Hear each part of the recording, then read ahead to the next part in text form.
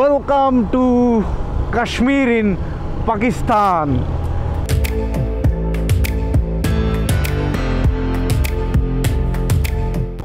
কিন্তু এটা আবার কোন রাস্তায় আসলাম? পুরা রোড। উফ, এই কাশ্মীরের শহর থেকে এসে ফিরে যাব, আবার চিপা রাস্তায় চলে আসছি।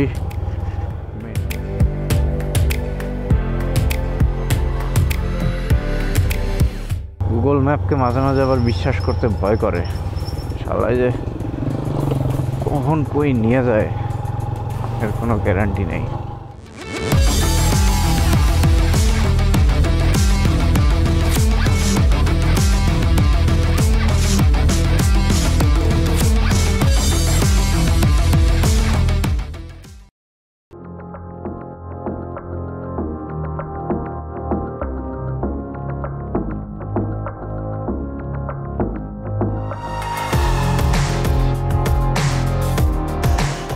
Good morning everyone.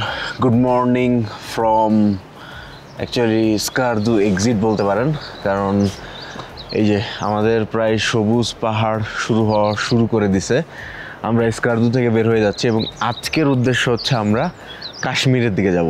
এখন কাশ্মীরের দিকে কথা হচ্ছে, আবার কিছু জায়গায় শুনলাম যে কাশ্মীরে এখনও শুরু হয় নাই। ওই যে ঝামেলার পরে ইন্ডিয়া পাকিস্তানের যে ঝামেলা ছিল ওইটার পরে এখনও ট্যুরিস্ট ওপেন করে নাই, এটার ব্যাপারে এখনো শিওর না। তবে রওনা দিচ্ছি আমরা, না যাইতে পারলেও যতদূর পারি আর কি, সমস্যা নেই। Let's see.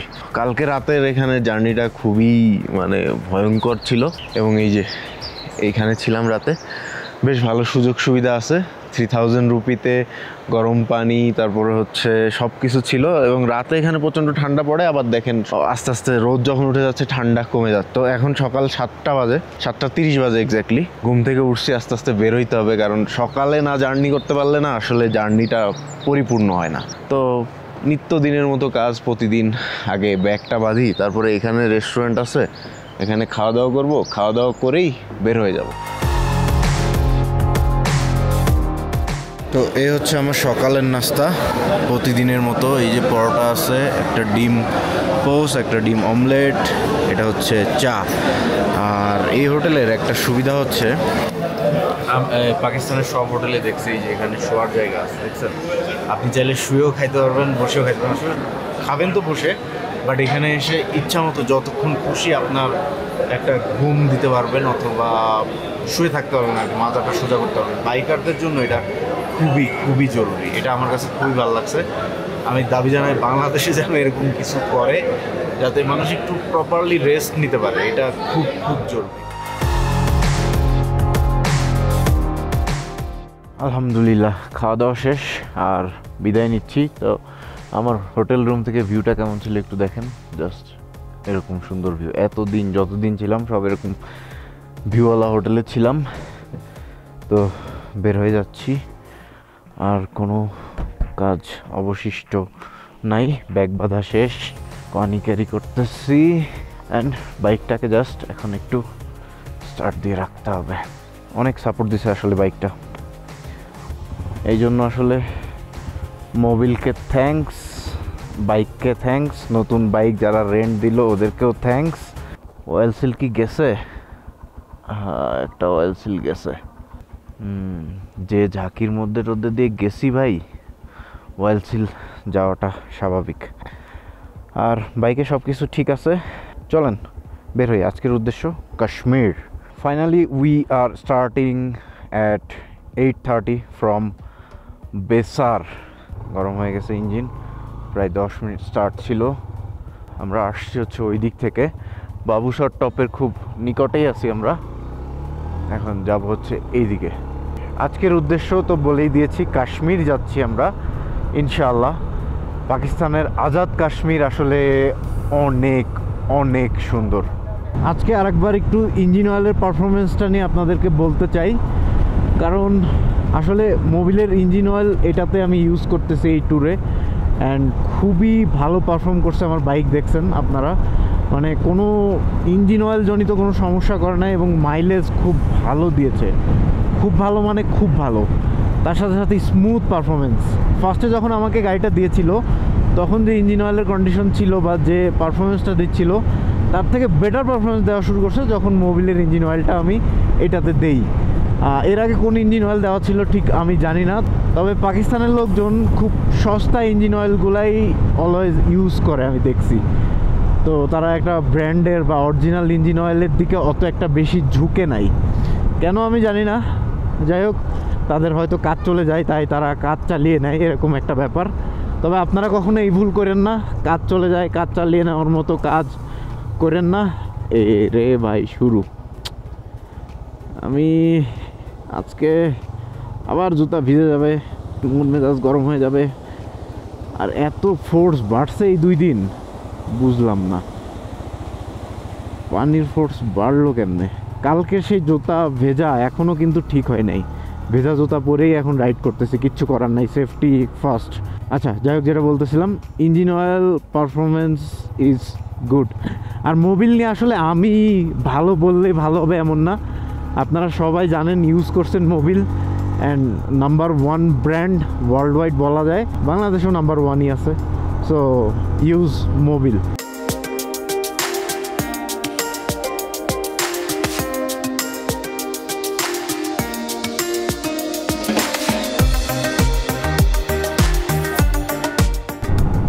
তো আজকে আমরা স্কারদুর পথ থেকে টোটালি বের হয়ে যাচ্ছি এবং ঢুকে যাচ্ছি হচ্ছে কাশ্মীরের দিকে। তো কাশ্মীরের দিকে ঢোকার জন্য আগে আমাকে যেতে হবে বালাকোট পর্যন্ত। বালাকোট যেতে এখান থেকে মেবি 3.5 থেকে 4 ঘন্টা বা 4.5 ঘন্টা সময় লাগবে। অলমোস্ট 200 কিলোমিটার্স বা আরেকটু কম বেশি হবে। আমরা বালাকোট গিয়ে কাশ্মীরের দিকে ঢুকে যাব। বালাকোট থেকে মুজাফফরাবাদ যাওয়া যায় কাশ্মীরের, যেটা মেইন সিটি বলা যায় কাশ্মীরের। তো এখন কথা হচ্ছে যেতে পারবো নাকি এটা নিয়ে কিছু খোঁজ লাগাইলাম, কিছু ট্রাভেল এজেন্সির সাথে কথা বললাম। ওরা বললো যে একটা এনওসি ম্যানেজ করতে হবে আমার কোনো ফ্রেন্ডকে দিয়ে। তো সেটার জন্য আমি আব্দুস সামাদ ভাইকে পাঠিয়ে দিছি, যেখান থেকে এনওসি ম্যানেজ করতে হয়। উনি বলছে ঠিক আছে, এটা আমি ম্যানেজ করে দিচ্ছি, সমস্যা নাই, তুমি আগাইতে থাকো, আমি এদিক থেকে এটা ম্যানেজ করে তোমাকে পাঠিয়ে দিচ্ছি, কোনো প্যারা নাই। ওয়ালাইকুম আসসালাম। তো প্যারা নাই তাহলে, কাশ্মীর তো আমাদের হচ্ছেই। কাশ্মীরের এরকম প্ল্যান আছে 7 ডেজের মতো, কারণ কাশ্মীরে দেখার অনেক কিছু আছে, ম্যাক্সিমাম সব কিছু হচ্ছে বর্ডার সাইড। স্কারদু ছেড়ে যাচ্ছি, আসলে এই সাইডটা নর্থ সাইডটা যেটা, এটা আমার অনেক ভালো লাগছে। আপনাদের কেমন লাগছে? যারা রেগুলার ভিডিওগুলো দেখছেন তারা একটু কমেন্ট করে অবশ্যই জানাবেন। আর পাকিস্তানের ফ্লাইট কস্ট যদি কম হয়ে যায়, ডিরেক্ট ফ্লাইট চলে আসে, তখন কিন্তু অবশ্যই আপনারা মিস দিয়েন না, চলে আসেন, ইনশাল্লাহ ভালো হবে। এবং বাকি ডিটেলস যা যা লাগে আমি আপনাদেরকে দিয়ে দিব, বাইক রেন্টাল কোথা থেকে নেবেন, কোথায় থাকবেন, কি খাবেন। অবশ্য আমার এই ভিডিওগুলো দেখলে আপনারা একটা আইডিয়া পেয়ে যাবেন, কারণ আমি কোনো প্ল্যান করে আসি না এবং এখানে এসে সব কিছু ঠেকে ঠেকে শিখি, এই কারণে অনেক কিছু আপনাদেরকে শেয়ার করতে পারি।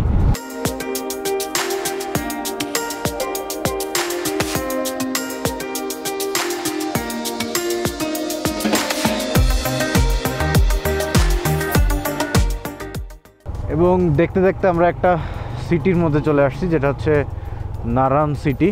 অ্যান্ড ভুল করে সিটির মধ্যে ঢুকে গেছি, যার ফলে এখন জ্যাম ঠেলতে হচ্ছে। তবে কিছু করার নাই, আমি তো বুঝতে পারি নাই যে আসলে ম্যাপ লাগাই নাই, তো একই রাস্তা চলতেই আসি, ব্যাস চলে আসছি নারান। কালকে যদি নারান আসতে পারতাম রাতে, তাহলে ইন্টারনেট পুরাপুরি পাইতাম, সব কিছু হইতো। বাট নারান আসাটা আরও, এই দেখেন নারান আসছি কতক্ষণে, পুরা 1 ঘন্টা 10 মিনিট লাগছে নারান সিটিতে ঢুকতে। তো টাফ ছিল কালকে, আরও 1 ঘন্টা রাইড করলে ওই ঠান্ডার মধ্যে অবস্থা খারাপ হয়ে যেত। আর এমনিতে ভয়ে ভয়ে ছিলাম, কারণ রিস্কও ছিল। আল্লাহ হাফিজ নারান। নারান সিটির ভিতরে ঢুকে মোটামুটি 10 মিনিট টাইম খোয়া গেল। বুঝতেই পারি নাই যে এত জ্যাম হইতে পারে একটা পাহাড়ি সিটির মধ্যে, এবং একটা পাহাড়ি সিটি এত বড় হইতে পারে। গাড়ি নড়তেছে না, মানে একটার পর একটা 2 সাইডে দাঁড়ায় আছে, আর জায়গাও কম। 2 সাইডে হোটেল, রেস্টুরেন্ট, মার্কেট, সব কিছু মিলে কঠিন জ্যাম হয়ে গেছে। এই কারণে এটার বাইপাস ইউজ করে সবাই, কিন্তু বাইপাসটা যে কই থেকে শুরু হইলো এটাই আমি ধরতে পারি নাই আসলে। আর আজকে হচ্ছে শুক্রবার, এই জন্য আজকে একটু চাপ বেশি। সবাই ছুটির দিনে একটু ঘুরতে টুরতে বের হইছে। হ্যাঁ, প্রচুর চাপ আজকে, প্রচুর। এই নিয়ে মনে হয় 20-30টা ওয়াটারফল পার হইলাম, বাট যাওয়ার দিন ওয়াটারফলে যে পরিমাণ পানি ছিল তার থেকে আসার দিন অনেক বেশি পানির প্রবাহ পাইলাম। এটার কারণটা আসলে আমি বুঝতেছি না। কেউ যদি জেনে থাকেন যে কী রিজনের কারণে পানি আসলে বেড়ে যায়, সেটা আমাকে একটু কাইন্ডলি জানাতে পারেন। আচ্ছা, এখানে হচ্ছে টোল আছে না, টোল না, এটা পুলিশ চেকপোস্ট। সব কিছু তারা চেক করে। তবে একটা জিনিস দেখলাম, এই দিকে ঘুরতে কোনো সমস্যা নাই, কারোর কোনো সামান্যতম সমস্যা হচ্ছে না, পুলিশ কোনো ডিস্টার্ব করতেছে না। জাস্ট কয়েক জায়গায় এন্ট্রি আছে, দ্যাটস ইট, আর কিছুই না।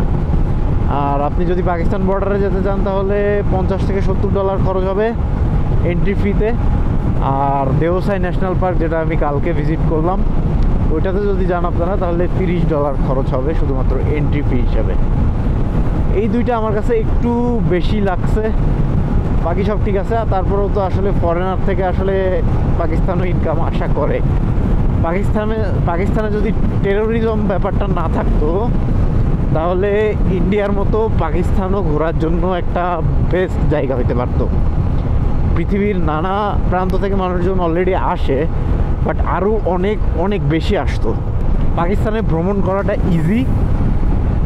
যেমন আপনি যদি ইসলামাবাদে এসে ল্যান্ড করেন, জাস্ট একদিনের মধ্যে এরকম সুন্দর সুন্দর জায়গায় আপনি চলে আসতে পারবেন।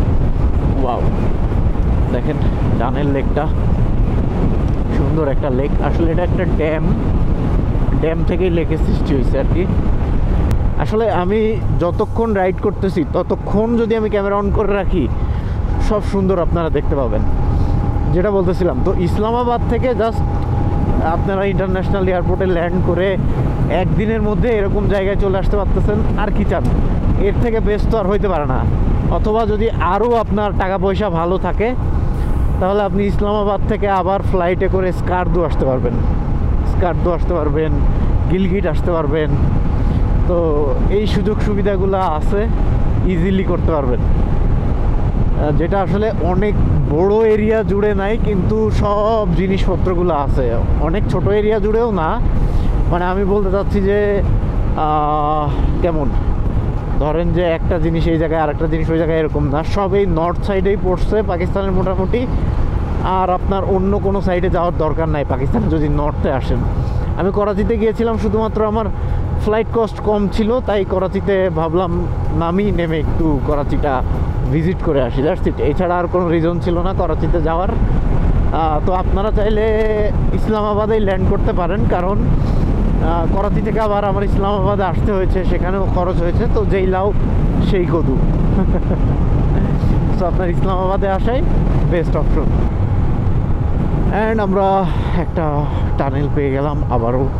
এটাই মেবি আমাদের ফার্স্ট টানেল ছিল, আর বের হয়ে যাচ্ছে এটাই last tunnel. Only 1/2 kilometre, 420.8 metre exactly যদি বলি। আর এরকম টানেলটার মধ্যে আলো আছে, পর্যাপ্ত আলো আছে।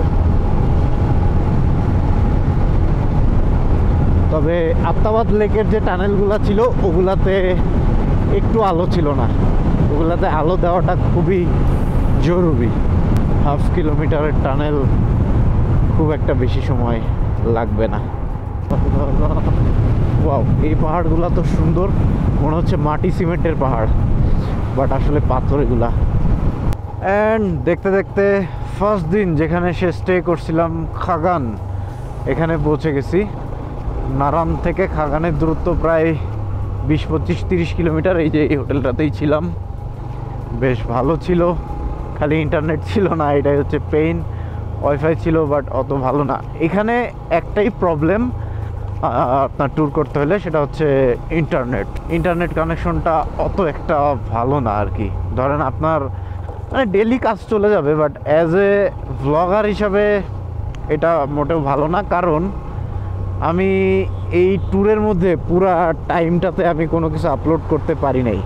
ভিডিও এডিট করে আপলোড করব সেরকম কোনো অপশন নাই। 1, 2 হচ্ছে আমি তো এত ফাইল এখন আর এডিট করতে পারি না একা একা। ট্রাভেলে ফাইল থাকে অনেক, তো এডিটরের কাছে পাঠাইতে হয় গুগল ড্রাইভে বা যে কোনো কিছুতে স্টোরেজের মাধ্যমে পাঠাইতে হয়। সেই ক্যাপাসিটি এখানে পাকিস্তানে নাই, ইভেন দো করাচিতে পর্যন্ত নাই। আমি বলবো করাচি বা ইসলামাবাদ এদের যে ওয়াইফাই এটা খুব একটা ফাস্ট না, অনেক স্লো, অনেক স্লো। আচ্ছা, এখান থেকে প্রায় 20 কিলোমিটার মতন অফরোড পাবো আবার, তবে অফরোডে এখন আর ভয় নাই, কারণ কালকে যে অফরোড করে আসছি তার কাছে আর কোনো কিছুই মানে পাত্তা পাবে না।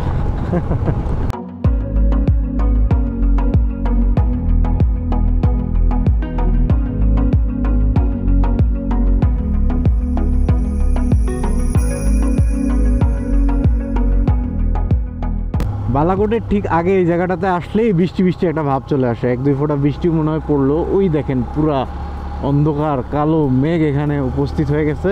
জানি না বৃষ্টি দিবে কিনা, বৃষ্টি দিলে খুব খুব খুব পেইনফুল হয়ে যাবে ভাই। এমনিতেই জুতার মধ্যে ভেজা, এরপরে আবার রেইনকোট বের করো, সব কিছু আবার সেটেল করো নতুন করে। উফ, ভিডিও করতে পারবো না, এটা হচ্ছে সবচেয়ে বেশি পেইনফুল হবে। তবে রোদ এখনও দেখা যাচ্ছে, আর বালাকোটের এই অংশটা পার করতে পারলে মনে হয় না আর সমস্যা হবে। চলেন দেখি দ্রুত পার করে ফেলি। বালাকোট আগের দিন আসার সময় ঠিক এখানেই বৃষ্টি হয়েছিল। এই এরিয়া পুরো বৃষ্টির মধ্যে দিয়ে চালাইছি কিছুক্ষণ, ভয় পাইছে। হর্ন টর্ন তো দেই নাই। লুকিং গ্লাস নাই অনেকের, এখানে হচ্ছে এটাই সমস্যা। পাকিস্তানের রাইডারদের কিছু সমস্যা আছে, যেমন হেলমেট ছাড়া রাইড করে, পিছনের জন পিলিয়ন যে থাকে আর কি। সেকেন্ড হচ্ছে লুকিং গ্লাস, হাইওয়েতে পর্যন্ত লুকিং গ্লাস ইউজ করে না ম্যাক্সিমাম বাইকেই। কালকে যারা আমার সাথে বাবু স্যারের আগ পর্যন্ত আসছিল তারা কেউ লুকিং গ্লাস ইউজ করে নাই, মানে একটা বাইকই আর কি, দুজনই রাইডার, তো লুকিং গ্লাস ইউজ করে নাই, যেটা আসলে খুবই খুবই খুবই খারাপ ব্যাপার। পেছনে কি আছে এই জিনিস যদি আপনি না দেখেন তাহলে রাইড করে কোনো লাভ নেই। এখন অনেকেই বলবেন কই কিছু তো হয় না, আমরা তো এইভাবেই চালাচ্ছি। হ্যাঁ হয় না, ঠিক আছে, কিন্তু আপনার জন্য অন্য কারো সমস্যা হইতে পারে। অ্যান্ড ফাইনালি আমরা বালাকোট সিটি এর দেখা পেলাম। হ্যাঁ, 12টা বেজে গেছে আমাদের বালাকোট আসতে আসতে। অলমোস্ট 3.5 ঘন্টার একটা রাইডের পরে আমরা বালাকোট পৌঁছতে পেরেছি। বালাকোট থেকে একটু সামনে গিয়েই, বালাকোট সিটি ক্রস করে বেশ কিছু দূর সামনে গিয়েই আমরা হচ্ছে মুজাফফরাবাদের রোডের দিকে ঢুকে যাব।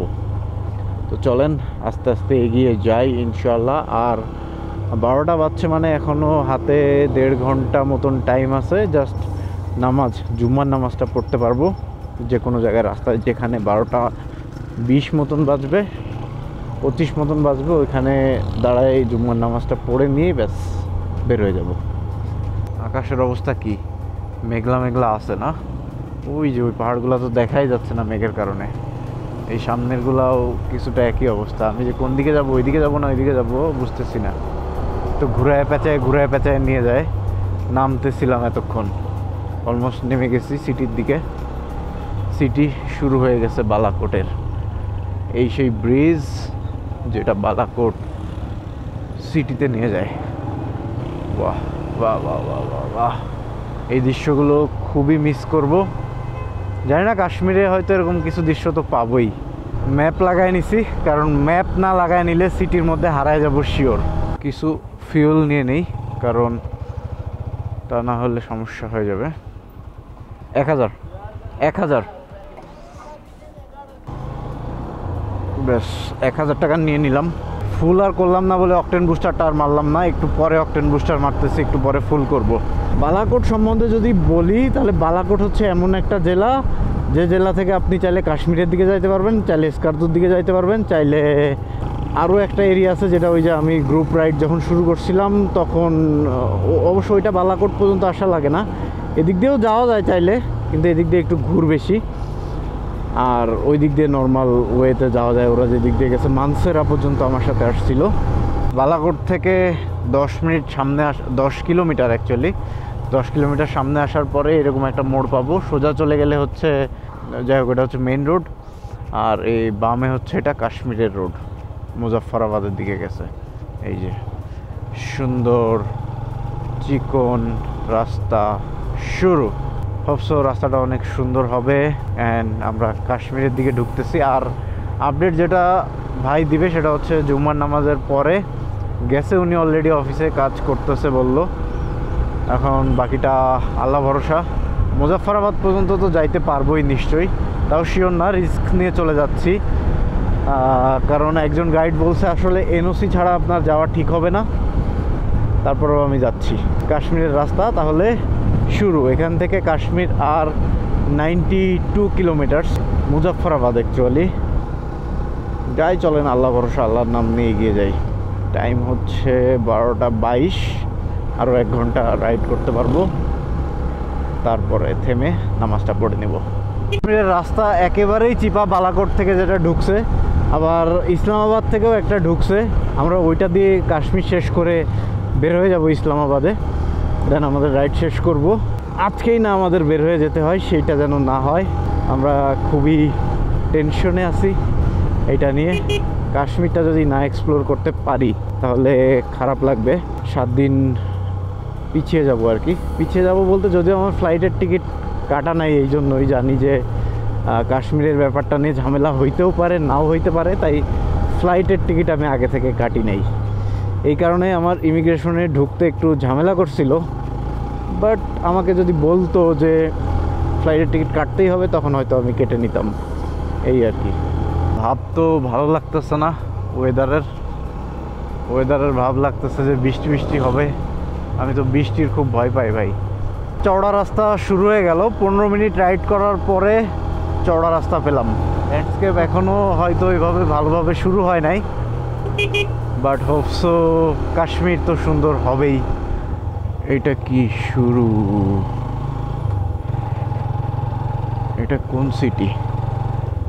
আই ডোন্ট নো, বাট সুন্দর সিটিটা অনেক। কিন্তু এটা আবার কোন রাস্তায় আসলাম? পুরা রোড, আয় হায় আয় হায় আয় হায় আয় হায়। রাস্তা কি ঠিক আছে? হ্যাঁ, রাস্তা তো ঠিকই আছে। কেমনি কি? ও আচ্ছা, একটুখানি অফ রোড, তারপর আবার ঠিক হয়ে যাবে হোপসো। বালুর মধ্যে আবার বেশি জোরে চালাইলে ব্যালেন্স থাকবে না, সাবধানে আস্তে আস্তেই যাই। এখান থেকে শার্প রাইট দেখাচ্ছে, তার মানে আমাকে নিচে নামাবে, নিচের ওই শহরে নিয়ে যাবে, তাই তো?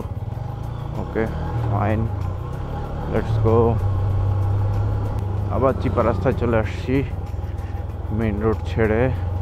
গুগল ম্যাপকে মাঝে মাঝে আবার বিশ্বাস করতে ভয় করে, শালায় যে কখন কই নিয়ে যায় এর কোনো গ্যারান্টি নেই।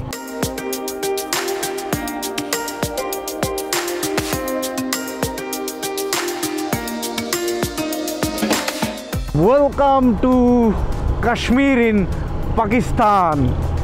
এটা হচ্ছে মুজাফফরাবাদ, যেটা হচ্ছে আজাদ কাশ্মীরের একটা অংশ বা মেইন সিটি বলতে পারেন। দেখেন বিশাল বিশাল, মানে সব কিছু মিলে বিশাল। উপর থেকে যে সিটিটা দেখতেছিলাম এটাই মুজাফফরাবাদ অনেক জোস।